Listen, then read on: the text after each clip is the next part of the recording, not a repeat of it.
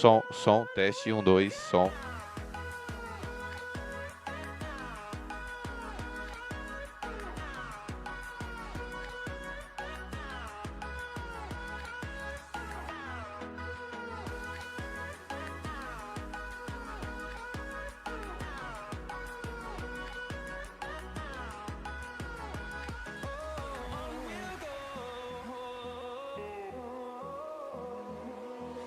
Finding life along the way, melodies we haven't played.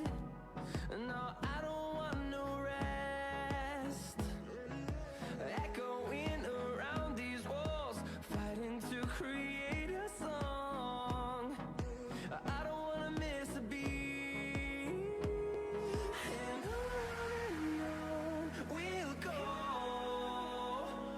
through the wastelands, through the highways, till my shadow turns to sun rays. And on we'll go, through the wastelands, through the highways. And on we'll go.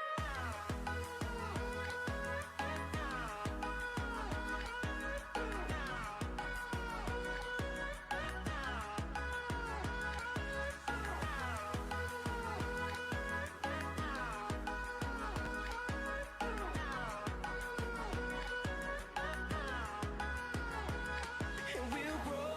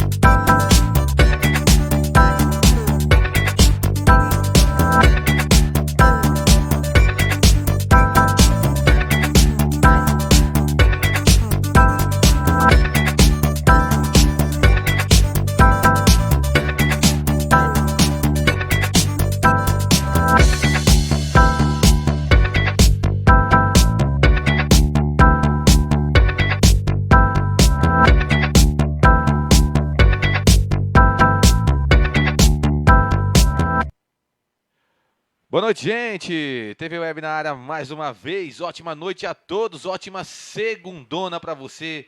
Seja bem-vindo, seja bem-vinda. Peço licença para entrar na sua casa, no seu serviço, aonde quer que você esteja. Com licença. Eleições 2020, aqui ó, direto da TV Web, entrando para a história da cidade de Cafelândia e região, gente. Olha que bacana. Cafelândia hoje tem o privilégio, graças a Deus, a gente batalhou muito para poder entrar para a história, para poder passar para vocês, os candidatos, né, todas as informações e você votar no que você acha melhor, tá? Lembrando que fizemos sorteio na semana passada, tá? E mais uma vez passando. Começou ontem, tá? Domingão, entrevistamos Thaís Contieri. Obrigado, Thaís.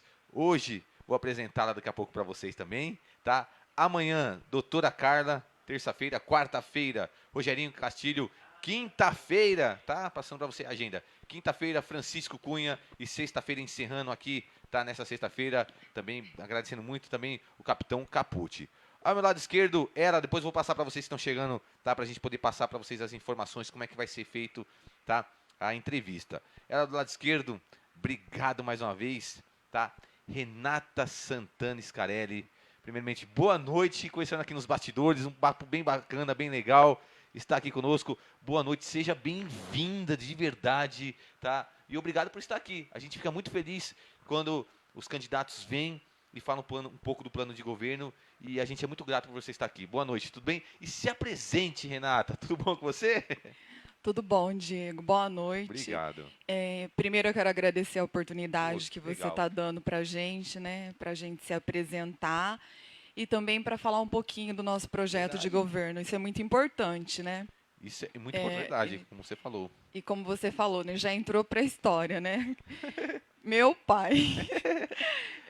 Eu que não tenho muito costume, assim, dos holofotes, assim, eu confesso para você que eu sempre foi mais estranho. reservada, né? Eu sou reservada. E para nós a gente fica muito grato, né, produção, de você É. poder estar aqui e poder conversar com o pessoal, passar as informações para pessoas, passar o seu plano de governo. E a gente fica feliz. Eu que não sou, além de reservada, não sou nada popular na internet, isso é muito bom para mim ter essa oportunidade Sim. de falar um pouco e das pessoas me conhecerem um pouco Sim. melhor, tá? E parabéns pelo trabalho que você está Poxa. fazendo. Embora, né, como eu falei, né, a gente fica meio assim, né? Ai, vai lá, vai falar, né? Mas é muito bom essa oportunidade. Obrigada, viu? Nós que agradecemos. Renata, Deixa eu me apresentar um então isso, pouquinho, passa né? um pouquinho para as pessoas conhecer É. um pouquinho mais o seu histórico. Gente, vou explicar só para vocês também. A Renata, como nós fizemos com a Thaís, vão poder todos os candidatos se apresentar. Como nós não colocamos o tempo no começo, né, produção? Então você pode se apresentar, falar um pouco mais que você fez e faz até hoje. E aí depois nós vamos tempo a tempo. E para encerrarmos, nós vamos dar o tempo também para você conversar com os eleitores, para falar questão do dia 15, né, de novembro, que serão 2 minutos para finalizar, bem no final. Mas antes, se apresente para as pessoas. Bom, pessoal que ainda não me conhece, meu nome é Renata Santana, Júlia Scarelli, né? Mas uma parte me chama de Renata Santana, outra parte de Renata Scarelli. Eu atendo tudo, viu? Eu sou casada com o Celso Scarelli, já vai para 30 anos. Eu sou mãe da Carol Scarelli, moro em Buenos Aires, faz medicina. Eu fui a primeira conselheira tutelar do nosso município. E foi lá que eu despertei assim para a política. Eu sempre gostei da política, né? Sempre teve presente na minha vida. Eu sempre procurei assim me informar do que estava acontecendo. Procurei desenvolver a consciência de classe, que é muito importante para a gente saber e poder votar de uma forma mais assim consciente, né? E como eu falei, né? Foi no Conselho Tutelar que eu conheci a realidade do município. Porque até então eu não sabia como que as coisas aconteciam, né? Eu preciso ser franca em falar que não fazia parte da minha vida isso. Embora eu venha de uma família simples, né? Meus pais, a gente não precisou trabalhar. Meus pais queriam que a gente estudasse, os 3 estudaram, né? Com muito sacrifício, mas eu, graças a Deus, não tive assim essa situação que a gente presencia, né? Porque quando a gente fala assim em meritocracia, quando você tem estrutura e de uma família, tem tudo assim facilitando você para que você estude, para que você alcance um lugar. É fácil, né? Mas a realidade da maioria das pessoas não é essa. Muita gente não consegue estudar porque tem que trabalhar e quando chega em casa está cansado. Às vezes falta tudo. Então, a gente precisa olhar com mais carinho para essa situação, né? Mas então, voltando. Como eu falei, né, o Conselho me deu essa noção de realidade do município, das políticas públicas que não funcionavam, e as que funcionavam, a forma que poderiam ser mais eficientes, né? E depois fui para a Câmara também, fui a segunda mulher a ocupar o cargo de diretora de secretaria da Câmara. Um cargo que me deu muita assim experiência nos bastidores da política, né? Fiz grandes amigos que eu tenho até hoje. Às vezes as pessoas falam de um vereador, de uma situação, mas não conhecem a realidade do vereador. Muita coisa não está no alcance dele fazer. As pessoas meio que confundem um pouco a ação do prefeito com a ação do vereador. São ações completamente diferentes, distintas, né? As pessoas precisam se ater para essa situação.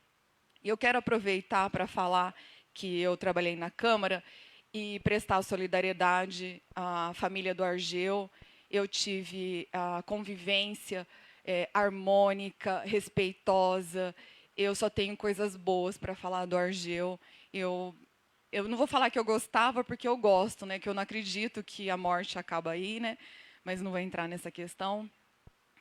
Mas eu queria isso, queria prestar solidariedade à família, também à família dos irmãos Frajola, tanto do Cláudio quanto do Frajola, meus sentimentos a todos eles e falar que a gente está passando uma situação tão difícil no município, né? A gente sabe que o Covid é uma realidade mundial, né? Tá todo mundo passando por isso, mas a gente talvez não esperávamos que isso fosse chegar para nós aqui, né?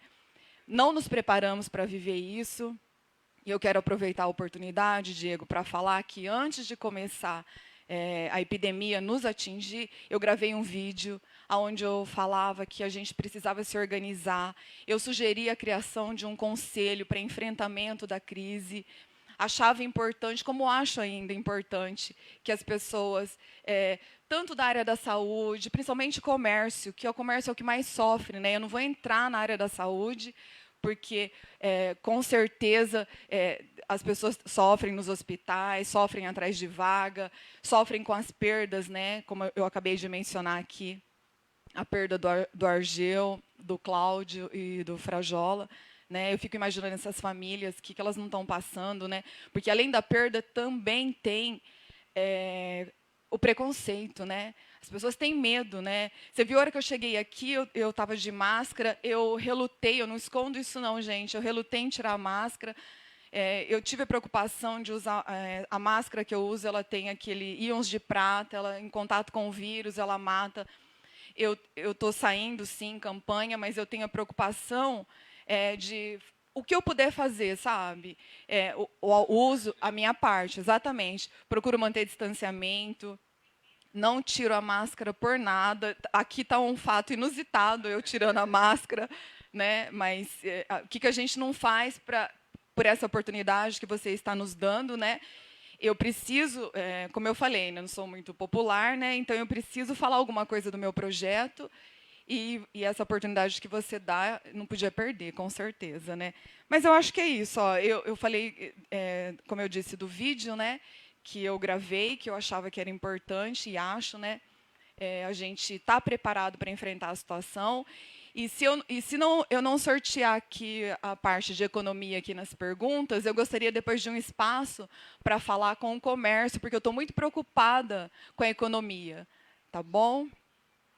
Vamos lá, tudo certinho? Tudo beleza? Mais alguma coisa a acrescentar? Fique à vontade. Quer acrescentar mais uma coisa? Podemos começar? Eu gostaria de falar da economia, né? Mas então, né, eu produção, acho que não pode, né?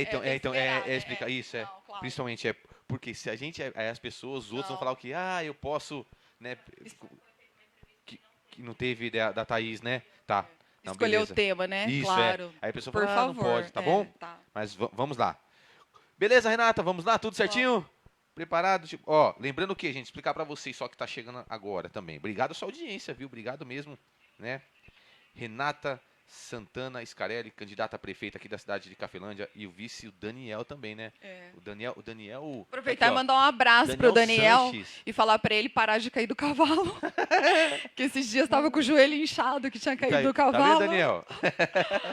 Ó, pessoal mandando. Vamos lá, gente. Depois eu vou liberar as perguntas. Quando eu falar valendo, tá? Que as pessoas já estão até falando sobre o banco comunitário. Então, mas aí quando eu liberar as perguntas. Só um pouquinho, Diego. Nossa, que bom. É sinal que o projeto está chegando, né? chegando, Olha, eu fico muito feliz de ter a oportunidade de falar do banco comunitário, viu, gente? Muitas pessoas elogiando. Vai ter o tempo pra gente poder só agradecer as pessoas também, tá? Porque Claro. o pessoal já tá te elogiando aqui também. Tá? Então vai ser assim. Obrigada, viu? Só acompanhar. Meia hora de entrevistas, correto? 20 minutos sorteando aqui o tema, tá? Toda vez que você terminar de concluir o tema, nós vamos apertar o pause, tá, no cronômetro, para você não perder tempo. Para falar por que o outro apertou, o outro não, e eu estou perdendo tempo, tá? Eu tô de boa, tô por sua conta. Não, 20 minutos então. Eu já nem vim com celular, com nada, Não, porque eu tá. falei assim, ó, você comanda. Não, tá. Tá bom? 20 minutos então, correto? 20 minutos, e depois abriremos 10 minutos, os 10 minutos finais, para perguntas. As pessoas vão fazer as perguntas e você responde, tá? Tá bom. Fique à vontade. Mais uma Se eu vez. souber, o que eu souber, eu vou falar. Sim. E lembrando só mais uma vez o tema que for sorteado. Se você quiser ficar nesse tema 20 minutos, não tem problema. Os 20 minutos é seu para falar dos temas. Tá bom? Correto? Gente, mais alguma dúvida? Tudo tranquilo? Tá? Vamos lá, produção. Vou liberar aqui só quando eu liberar. Primeiro sortear, depois eu libero o cronômetro. Só mostrar para vocês que o cronômetro está aqui, gente. O cronômetro está aqui, ó. Tá vendo? Depois eu vou liberar. Correto? Renata, vamos lá? Deixa eu Vamos limpar aqui. pegar, pode? Pega um tema. Isso. Por favor. Obrigado a todos a sua audiência, o seu carinho. Vamos lá. Vamos lá. Economia. Tá vendo? Calma, vamos lá. Não foi combinado, Não eu foi juro. combinado. Ó, vou mostrar aqui. Por isso que a gente faz o ao vivo. Por isso que a gente mostra para poder falarmos, né, produção? Então, Você isso. acredita Sorteio. em boa sintonia? Tá Sabe vendo? por quê? Eu realmente estou preocupada com a economia. Realmente. Economia. Correto? Beleza para as pessoas? Então, eu vou apertar aqui o cronômetro. Quando eu apertar o cronômetro, tá? Você terá 20 minutos. Pode ficar num tema só se você quiser. Não tem problema para poder passar para as pessoas. É 1, é 2. Renata, economia.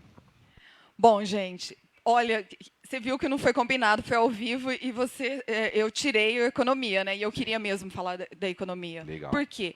Eu estou muito preocupada com o comércio, com tudo que está acontecendo. Como eu falei, né? Claro que a gente fica preocupado com a saúde, que saúde vem em primeiro lugar, os danos que ela causa, né? Mas, gente, a economia rege tudo, manda em tudo. E o que eu tenho visto nas minhas andanças, né, com todo o cuidado que o Covid merece, né, que tem que ter mesmo. O pessoal do comércio está desesperado. Eu confesso que eu não sabia que o comércio de Cafelândia não está ativado à associação comercial. Isso por si só já diz que o pessoal está à deriva, está sozinho. Eu acredito nas parcerias público e privado. E eu vou falar por quê. É nos momentos de crise que o Estado tem que aparecer. É justamente nos momentos de crise. Porque se a gente deixar o comércio sozinho, ele vai ficar como ele está abandonado. Pode perceber, ó. Quando instalou-se uma crise, o que você nota dentro do comércio? Você já sente na pele, o comércio para de vender. Ou então ele diminui muito a venda. E isso, além de ter o perigo, né, que a gente sabe, né, do desemprego, né, fechar os comércios, né, a nossa cidade ela fica empobrecida. E aí, quando não é de hoje que eu estou, quem me conhece sabe, né, que eu trabalho na política, eu não tenho vergonha de falar isso, embora as pessoas generalizem, Diego. Tem muita gente boa na política, tem muita gente séria que quer que as coisas deem certo, né? E é importante essa participação. Mas eu até anotei aqui alguns pontos e eu não sabia que ia cair a economia. Por quê? Porque eu não queria também me estender muito. Eu queria falar sobre... porque eu falei, não posso também usar todo o tempo num tema só, que é importante falar outras coisas, né? Então, eu separei aqui, ó, que eu também acho que já vai pegar também, que é uma preocupação que eu tenho, o Covid. Eu não sei se o pessoal conhece a ozonioterapia. Né? Nós temos a Associação Brasileira de Ozonioterapia. Inclusive, tem um projeto tramitando, eu não estou acompanhando para saber, mas é para a utilização da ozonioterapia no tratamento de Covid. Né? Mas por que eu estou falando da ozonioterapia? O que o poder público faz quando sobe os casos de Covid? Ele vai lá e fecha o comércio. O comerciante fica desesperado. Eu acho assim, ó, lembra quando eu falei que eu fiz um vídeo, e nesse vídeo eu falava que a gente precisava se juntar, que a gente precisava se organizar para enfrentar a crise, né? Porque é uma crise econômica e sanitária. Porque não é só o Covid que veio piorar, nós já vínhamos ruim antes, né?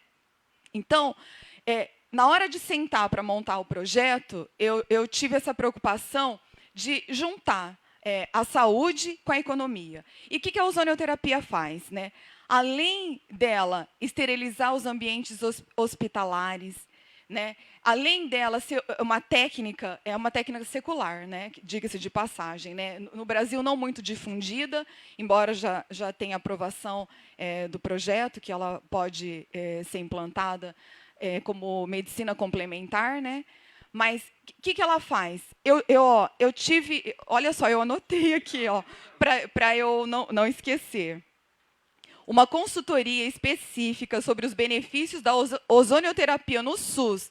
Um relatório emitido por uma doutora em Economia da Saúde, ela é professora da Fundação Getúlio Vargas.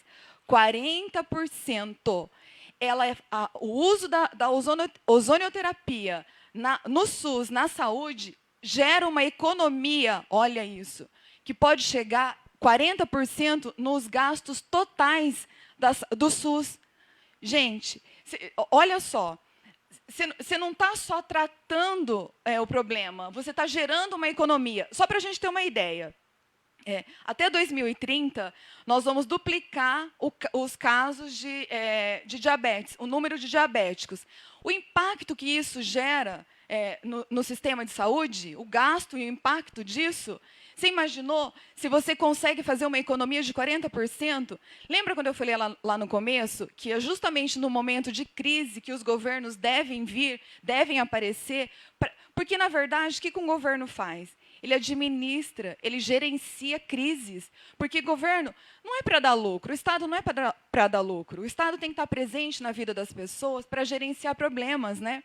Então, ó, como eu falei, né, o caso da ozonioterapia, que ela pega tanto o tratamento no Covid, como de... Ó, se o pessoal que não conhece aí, eu sugiro o pessoal a fazer uma pesquisa, além da Associação Brasileira, né, que tem inúmeros artigos também, né, científicos, né, que as pessoas podem clicar. Um clique lá no Google, você vai achar, né, e você vai ter uma noção. A ozonioterapia, ela trata, segundo o Dr. Lei Ribeiro, e os artigos científicos aos quais eu tive acesso, ela chega a tratar quase 260 patologias, como câncer, doenças autoimunes, como eu falei, diabetes, arteriosclerose, coluna. Eu não sou muito da área para especificar assim com muita precisão, mas assim qualquer um pode ver assim e comprovar o que faz a ozonioterapia, como eu falei, né, da economia que ela gera, né? Agora vamos passar, como eu falei, né? Qual que era a preocupação? A economia. Aí eu fiquei pensando, o comércio não está vendendo, né? As pessoas estão perdendo os seus empregos, estão com medo. Eu não sei se você acompanhou, mas nós, se eu não me engano, acho que foi em outubro que saiu uma matéria, uma reportagem muito boa, né, onde falava que nós estamos tendo fuga de capital recorde, né? O Brasil bateu fuga de capital recorde, né? O que significa isso? Significa que você não vai ter investimento. Simplesmente, não adianta a gente achar que as empresas vão investir se os próprios investidores estão saindo do Brasil, está tendo uma retirada de dinheiro, de investimento do país. Então, quando você fala em economia, você não pode se ater só à economia localizada, só no município. Você tem que pensar numa economia a nível global. Você tem que saber o que está acontecendo lá fora para você poder agir aqui. Então, ó, se a tendência, infelizmente, é piorar, eu não quero alarmar, trazer um cenário pessimista, não é essa a intenção, mas acho que a gente tem que ter visão política, tem que ter bom senso, né?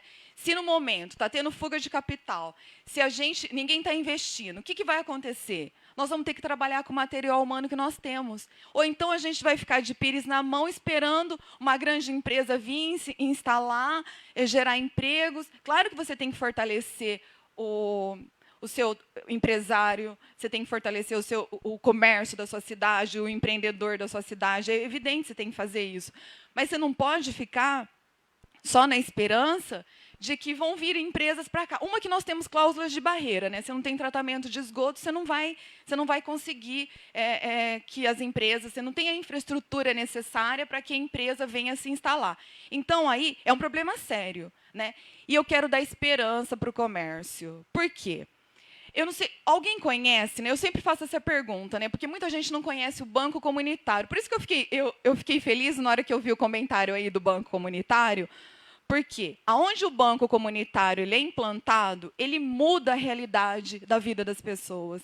Por que ele faz isso? Gente, imagina o seguinte, você tem um banco sem fins lucrativos, porque a gente sabe, né? O que os bancos tradicionais, né, eles visam? Lucro, né? Claro, né? A gente vai lá, tira um dinheiro, R$500, vai pagar quase R$2.000, né? Nós sabemos como que é a situação do juro, né? O Banco Comunitário não acontece isso. Você vai até o banco, como eu falei, ele não tem fins lucrativos, você vai até o banco e você retira um dinheiro. Aí é que está a situação. Eu dei o exemplo dos R$500, né? Vamos continuar nos R$500. Você não vai tirar R$500, você vai tirar 500 num valor de uma moeda social. Por exemplo, eu meio que já até que batizei o nome dessa moeda, né?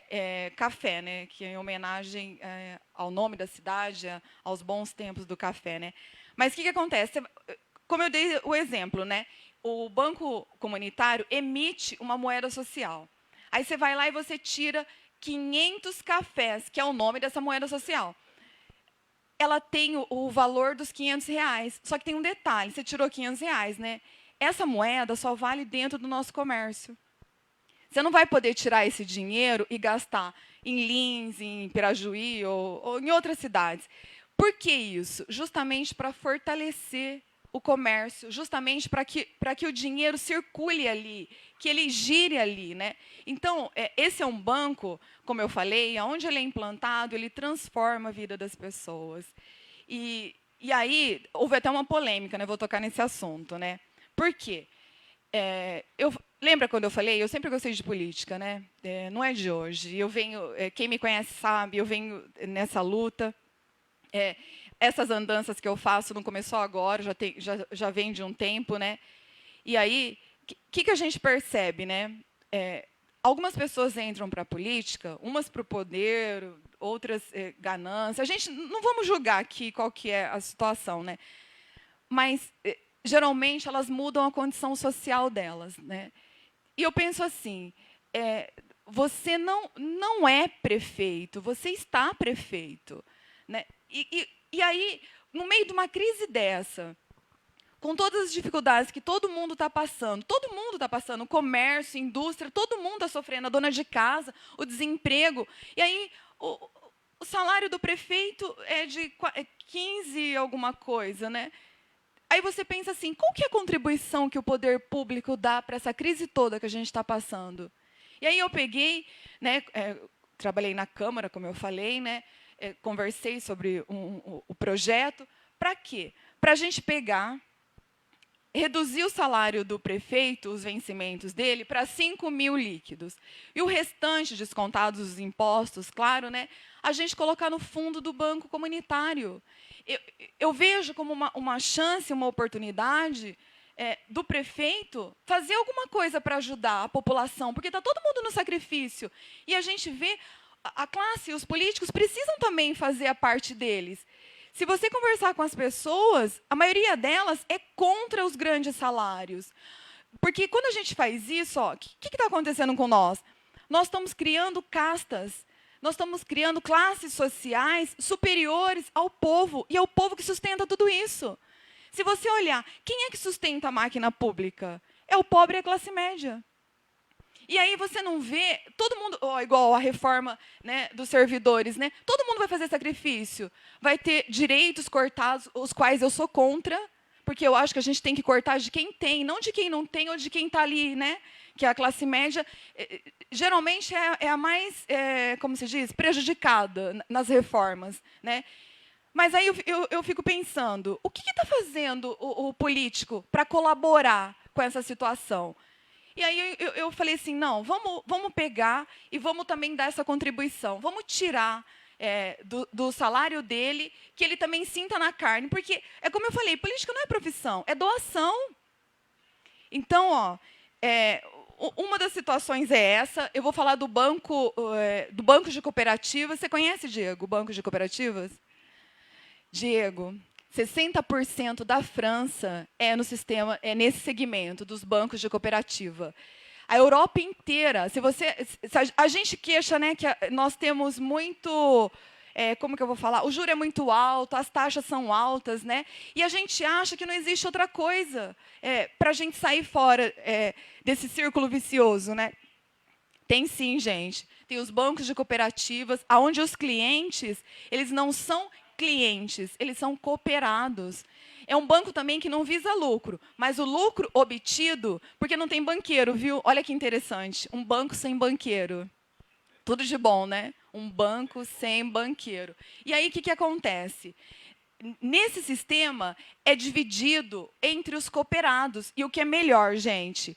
Os investimentos do banco, porque no banco tradicional, além das taxas serem maiores, os bancos de cooperativa, além da Europa, claro, né, como eu citei, o Sul também, praticamente todo, utiliza, né, grande parte, todo não, mas grande parte também utiliza esse sistema.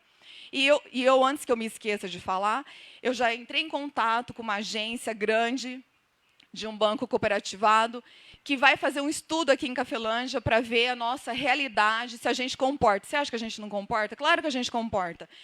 E antes que eu me esqueça também. O que eu pensei? só a folha de pagamento da prefeitura transferida para um banco de cooperativas, só aí, olha, você acha que não comporta? Claro que comporta. Então, mas voltando ao banco de cooperativas, esse banco, os investimentos dele ficam dentro do município. Os bancos tradicionais, eles fazem investimentos também, mas você não participa de nada. Já no banco de cooperativas, os cooperados, né, ou alguns termos usam, né, também os associados, eles decidem onde vai ser gasto. E aí entra a participação no social, né, que nós não temos. Às vezes você vê o banco patrocinar alguma coisa, mas você não interferiu nesse patrocínio. Você não tem participação nisso. Agora, nos bancos de cooperativas, não. Você decide, no caso, você, os cooperados. Só um exemplo, para a gente ter uma ideia da eficiência dos bancos de cooperativa, né? Vamos supor, a caderneta de poupança rendeu 8%, né? Nos bancos de cooperativa, 10% rendeu a caderneta de poupança. Por quê? Porque na hora que eles vão fazer o rateio, vou chamar aqui, né, que eles vão fazer a distribuição dos lucros, você vai entrar de acordo com a sua participação. Então, todo mundo ganha. Você tem taxas menores e juros, tudo é menor no banco. Como eu falei, não tem banqueiro. Então, eu convido o pessoal que não conhece os bancos de cooperativas que pesquisem na internet. Se eu não me engano, se não falha a minha memória, né, eu acho que Lins abriu uma agência de um banco de cooperativas, né? Então Nossa, já está tudo. Nossa, meu pai, eu não queria ficar tudo nisso. Deixa eu só falar, ó. Por quê? Outra coisa. Lembra quando eu falei? Não, eu preciso falar disso que eu marquei aqui. Olha, ai, desculpa, Diego. Ai, meu Deus, eu não percebi. Mas vamos lá, volta aqui. Lembra quando eu falei, o poder público tem que aparecer, né? E é justamente nos momentos de crise, vou falar meio acelerado agora. Não, pode dar o seu tempo. É justamente nos momentos de crise que o Estado tem que aparecer, né? Então, o que nós vamos fazer, né? Eu vou até enrolar a língua agora, Diego. Nós vamos criar a Secretaria do Trabalhador e Empreendedor Urbano e Rural. E por que nós vamos fazer isso? Lembra quando eu falei da parceria público e privado? Porque o Estado tem que participar. O Estado não pode deixar, no caso, os pequenos produtores. Eu vou dar um exemplo dos agricultores, né, dos pequenos agricultores, né? Tá cada um produzindo por si, tá todo mundo separado, todo mundo sozinho, precisa de orientação, precisa saber quais são os créditos disponíveis, precisa de capacitação, porque não adianta só você abrir um negocinho assim na sua casa e você não ter orientação nenhuma. A tendência desse negócio não ir para frente, né, é muito forte. Então, vamos orientar, vamos como eu falei, em relação aos créditos, vamos capacitar. Nossa, Diego, agora eu fiquei acelerada por causa do tempo. Ai, meu Deus, não vai dar tempo de eu falar tudo. Então, eu vou falar para vocês, né? Eu estou com uma ajuda na internet, tem um pessoal que está entrando lá, está postando tópicos dos projetos. Vocês entrem lá, tá? Que não vai dar para eu falar nada. Diego! Ai, meu pai, peraí. E eu tomei chuva, senhor? Mas volta aqui, deixa eu ver aqui, que tem coisa que eu não podia deixar de falar. Ai, não, eu já fiquei acelerada agora. Agora eu fiquei acelerada. Ai, meu Deus, que eu queria falar. Lembrei aqui, achei, tá vendo? Não podia deixar de falar. Eu também sou formada em moda, né? Produção de moda com foco em mercado, né? E aí, o que acontece? O Polo Modas lá, parado, um monte de máquinas, né? O que eu pensei? Gente, vamos juntar as costureiras, vamos capacitar a mão de obra, vamos